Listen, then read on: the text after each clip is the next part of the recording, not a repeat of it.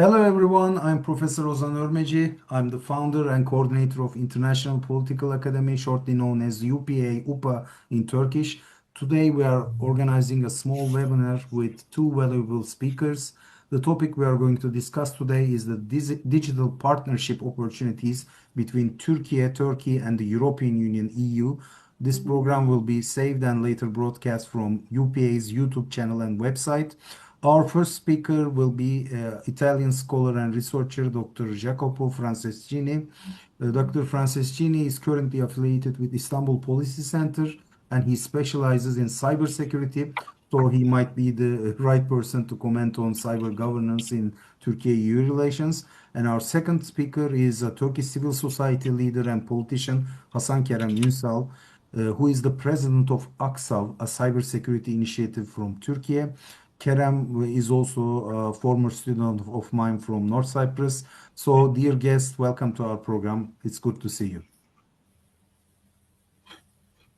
So, Dr. Jacopo, let's start. Let's begin with you. You made previously some interesting research about cybersecurity systems in Turkey and European countries. So, could you please explain to our audience who might not be very familiar with the concept why cybersecurity matters in contemporary world and what are the striking differences between Turkey and the EU in terms of cybersecurity regimes? Thank you. Thank you, Ozan Hoca, and thank you for the invitation to the podcast.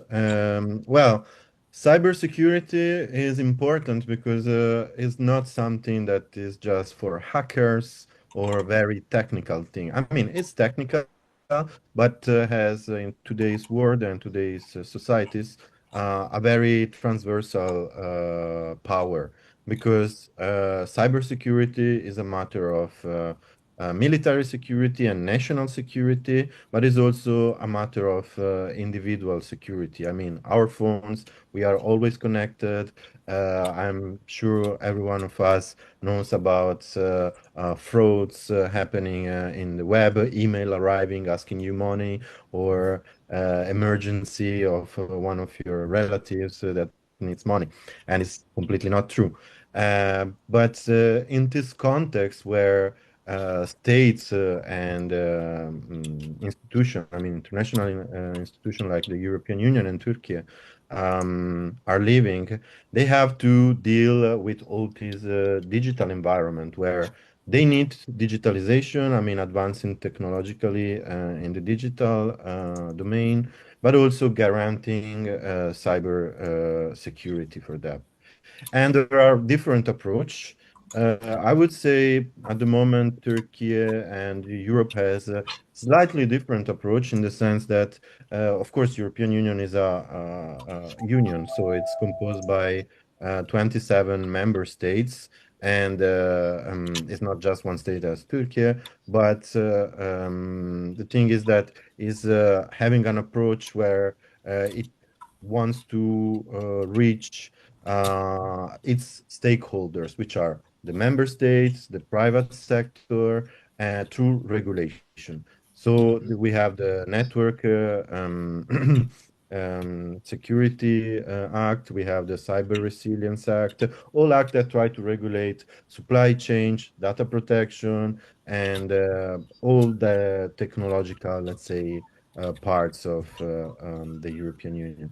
Turkey, on the other side, it's working more on a strategic autonomy. It built a cybersecurity environment which is more state-centric, more, let's say, starting from the core. They have their national cyber emergency team, and also it has in the very several ministries different organization and agency like BTK, Bilgi Teknoloji Kurumu.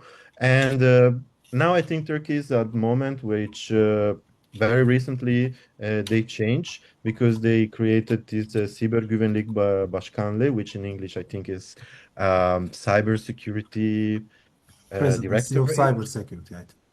Yeah, I know better in Turkish than in English this word, and is under the presidency of the Republic. So it's again, what are the real role? We still have to see because they are still, I think, understanding what is going to be BTK, what is going to be Siber Güvenlik Başkanlığı. So who is responding to who when there is a cybersecurity emergency. And I think this is the main difference. Sorry. It's the main difference between EU and Turkey, in the sense that one is more state-centric, of course, more strategic autonomy, while on the other side, the European Union is more regulation and try to deal with all the stakeholders, try to have a partnership with them instead of just imposing or arriving like, I'm the state, I'm controlling, and I'm dealing with each part, because it's a lot, because you don't have to think just, as I said, of military or just security, but it's like your phone, your telecommunication, the hospitals you're going, the bank you are going. So it's very wide. Everything, maybe. Yes. But also they are collaborating. After maybe we can speak about what are Yes. the difference now and what are the things that are having common Turkey and EU.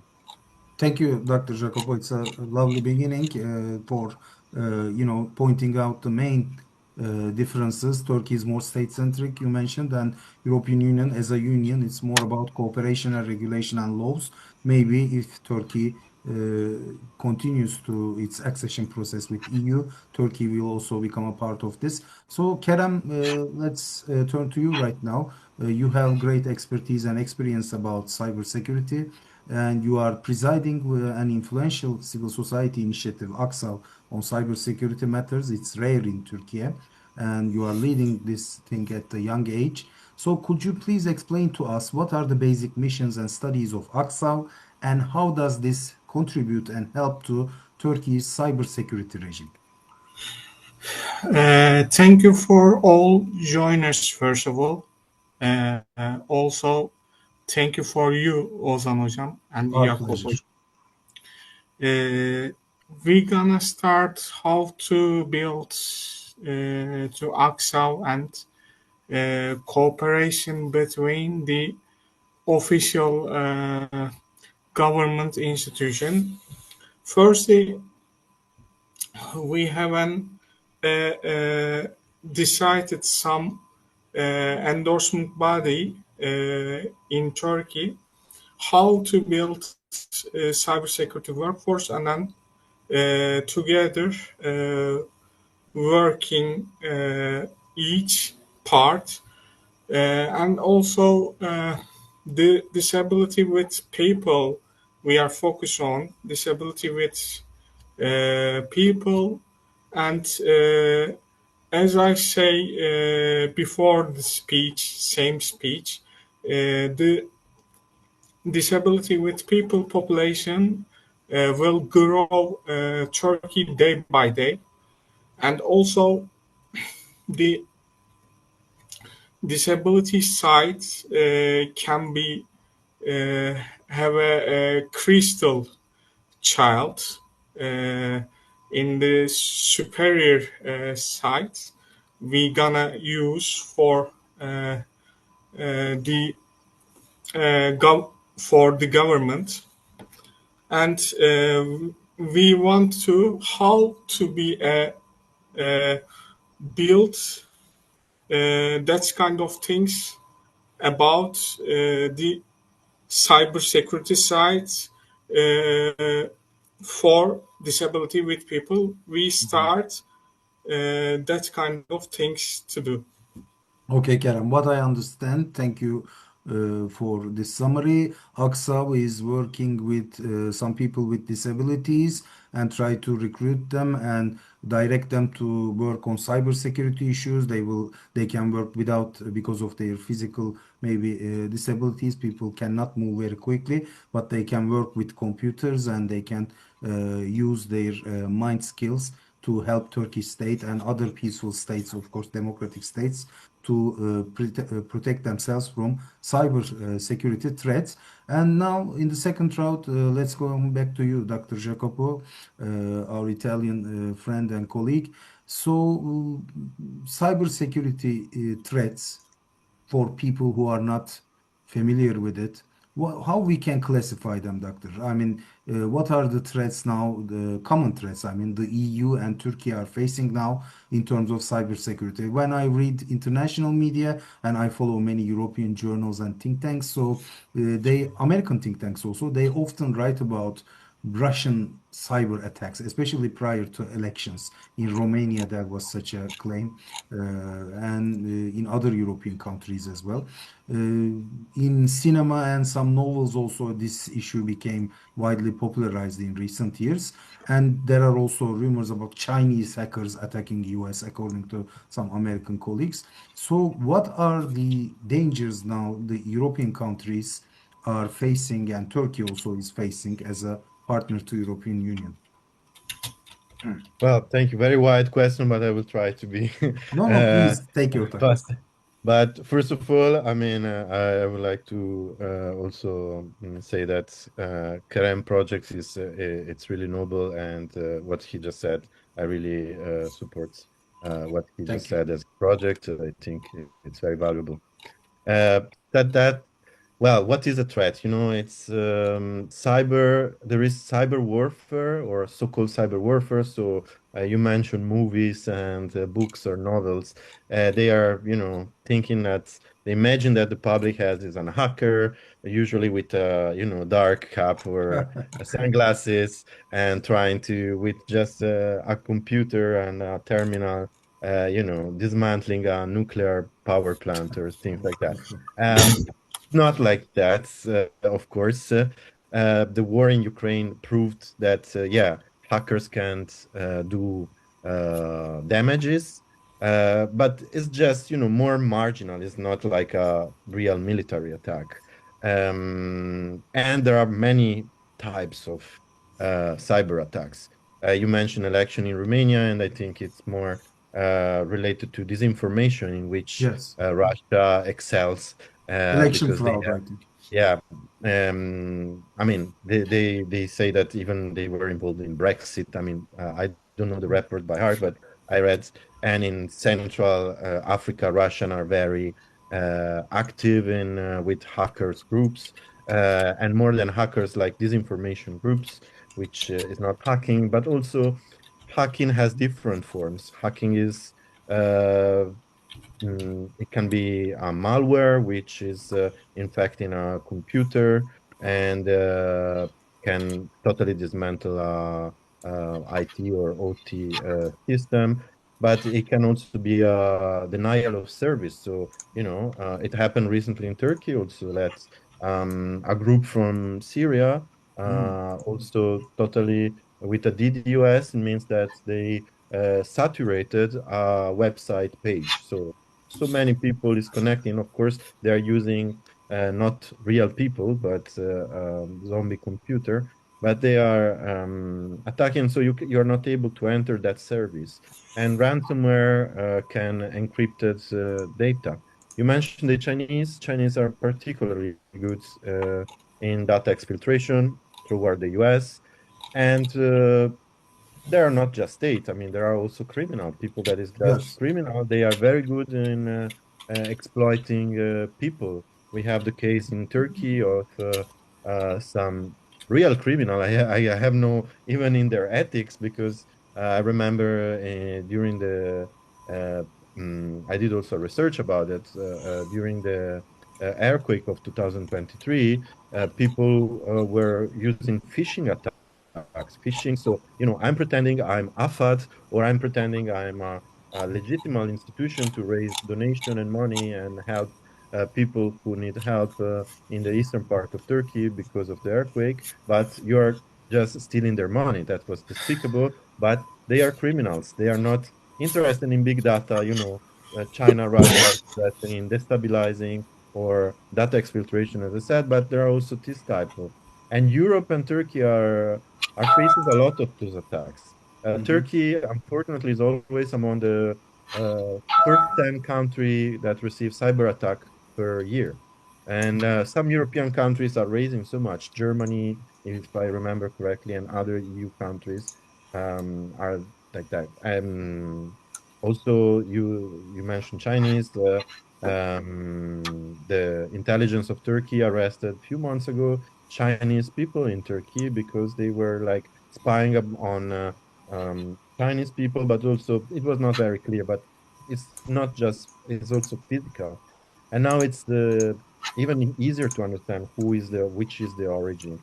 I mean, not 100% sure, but a state can say, okay, it was another state, or it was just a group of criminals, Hacker group or days. this group of criminals is behaving like that. So usually, if those hackers are behaving like that, they might be Russian, they might be Norwegian, they might be Argentinian. They know this. So that is I would say, the status right now. Turkey and EU are leaving it a bit. The problem between EU and Turkey in this context is why they do not cooperate. Why Turkey and Europe, I mean, they are regionally so close, they share also same problem, but why there is not a There is threat intelligence? connection between police forces, right? I mean, from There time is to time. connection between police forces among Europol, of course. There are some plans, but there might be a different type of connection.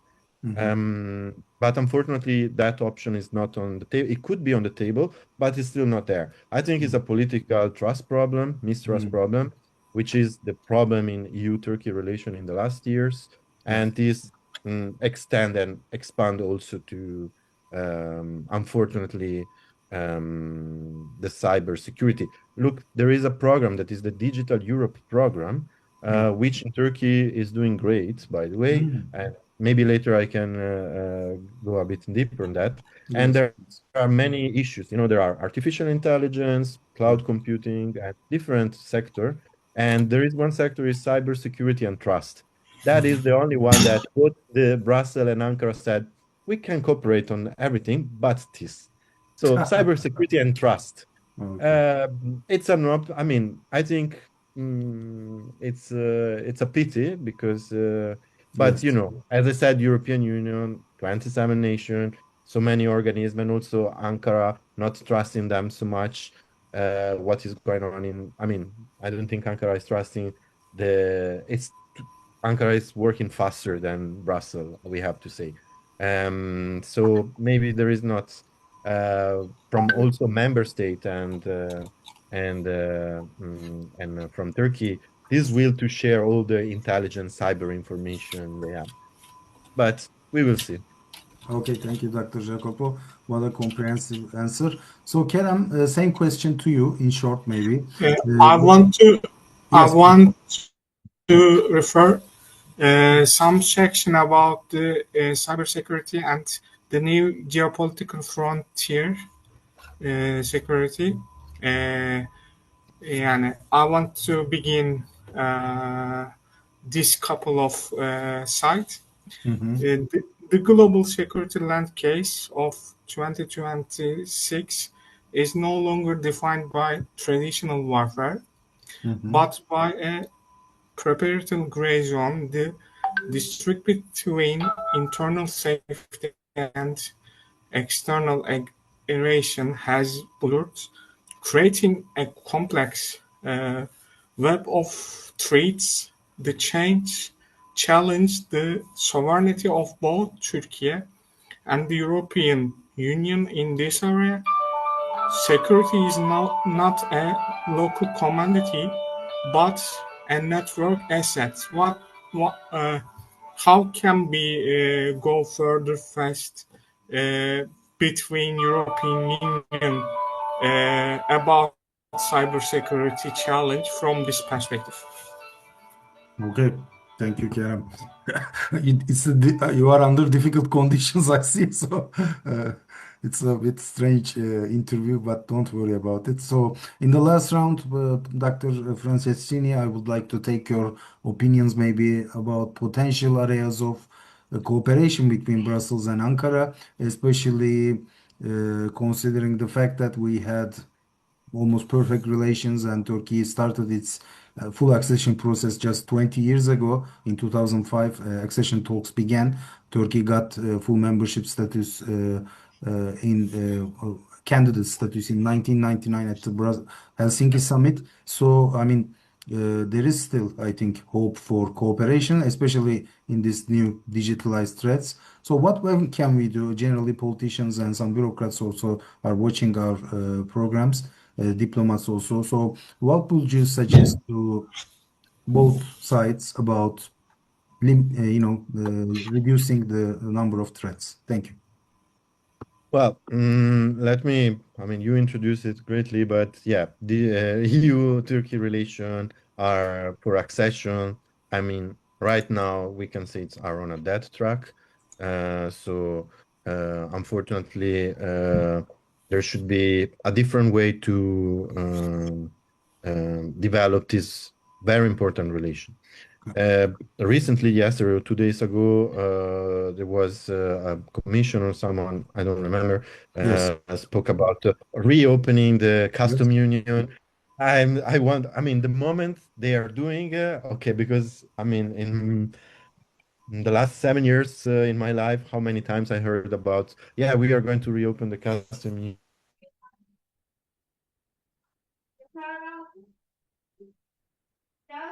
But in this context, digital and cyber become a tool.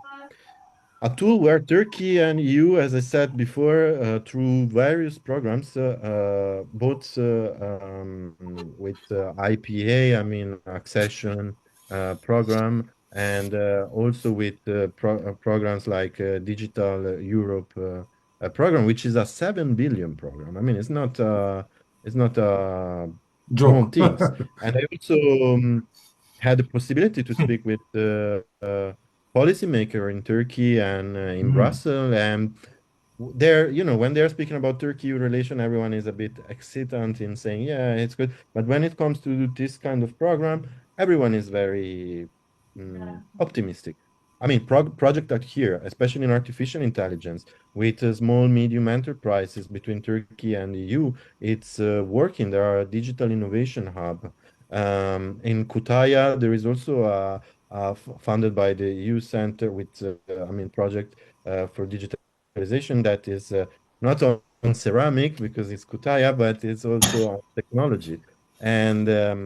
And so in this sense, there is innovation. So it's a kind of functional or differentiated relation, not going in maybe high politics, high diplomacy, but in more low diplomacy and low politics between the EU and Turkey. I mentioned before the custom union because I wanted to say one thing that, for example, the only advancement that we register in custom union, not officially custom union, but when it comes to borders between EU and Turkey, it's a digital certificate. Turkey received a digital certificate for the Yes, goods from absolutely. Turkey. It was done during COVID because, you cannot contact and bring papers. And then it works so good because it was digital that the European Commission last year said, let's continue like that. Data protection, and regulation is the very backbone of the opportunity we have in digitalization and cyber between Turkey and EU. Because Turkey is following very closely what are the regulation of EU. GDPR is KVKK in Turkey. I mean, data protection and also e-commerce is not similar. In Turkey, they're always modifying a bit, but digital market, they are attempting to following and not copy pasting, but keeping the track of the EU regulation. Artificial intelligence now, we will see what it's going to be, but there is a big chance that this will copy the AI Act by the European Union. So Yes. I think there is a possibility in the sense that this is a very promising environment for cooperation. Not, as I said, is big diplomacy, but also Kerem mentioned before, we are in a world where we have China and US that are the technological superpower and digital and cyber superpower. So even from a regional perspective, EU and Turkey, they are a bit falling behind technological. They cannot trust, for supply chain, for the phones you're using, for the technology, the software you're using. We need so each much other. anymore. Yeah, they should, create an environment where they can, understand or at least control what is happening from a digital and technology. This could be a big opportunity if, if it's taken. It's taken, in part it's taken, as I said, mentioned before, all the project going on and the optimism I heard around. Also, it should not be, it's something that should be cultivated. It's something that should be cultivated not just by budget and program of the EU and Turkey, but also a bit with a political consciousness, because it can be extended to data center. It could be extended to so many other things, quantum, which can be a bit for Europe and Turkey, our technological primates, seeing that China, following China and US on artificial intelligence is quite hard. So we are falling behind. That's fact. So that's it. Thank you, Dr. Jacopo. In fact, French President Emmanuel Macron also recently made some similar comments, and it's a fact that EU, with all these highest democratic standards and ideals, constitutes the backbone of democracy in the world. But at the same time, it should be realistic enough not to lose Turkey, and Turkey should be clever enough to discover, to see that, realize that it's close to Europe. It has to cooperate. Traditionally, it has always cooperated with Europe, and it has to intensify its cooperation with European countries and the EU, most importantly. Hopefully, we will start a new edited book project together soon on Turkey-EU relations. And Kerem, as a politician also, because you were a candidate from governing AK Party in the previous elections, so how we can improve our cooperation levels with the European Union as Turkish citizens, academics, scholars, and civil society leaders? That's good question for understanding each other, especially better understanding between cooperation.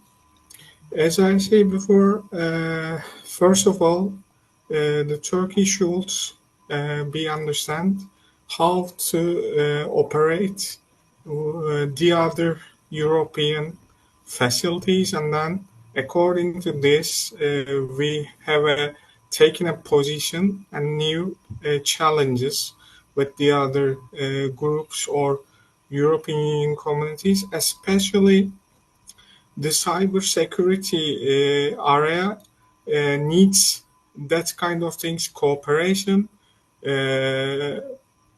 The Aselsan, Havelsan, and Roketsan must go the other countries, and then we have a good cooperation with the European Union communities and countries with these kind of things, cooperate and system, and how we can take in a position about China, the great ally with so far, and Russia also great countries in that kind of things to do. Yeah, I want to refer that the hybrid warfare, Russia and China and digital battlefight. As we move throughout 2026, the digital battlefight has become the primary traitor for state-led aggression. The threat is no longer just about data theft. It is about systematic destabilization, and also I give a simple sample for Russia. Following the technical shifts of 2024 and 2025, Russia-affected groups have focused on living off the land techniques. These attacks use legitimate system tools to contact espionage, making them nearly invisible to standard antivirus software. We can grade software with European Union and Turkish government sites together. I think the cultural aspects, the cybersecurity is so important us because of if we better understanding each other workforce, we can together with cooperation is better, I think. That's all. Okay, thank you, Kerem. Thank you all. What I learned from it, of course, we will go deeper in the coming maybe talks with Dr. Jacopo and Kerem. There is great potential between Turkey and EU for in terms of cyber security partnership. If Turkey could be part of the services also, European Customs Union services part with an update or modification, maybe digital services also provided by European countries will be more used in Turkey. Likewise, Turkish digital services can be freely sold at the European market. So there is great potential. We strongly recommend our European and Turkish politicians to work on Turkish matters more seriously, to start dialogue, not to turn to each other, because there are greater risks. So thank you all so much, and hope to see you again in a maybe longer talk. Thank you, Dr. Jacopo. Thank you, Kerem.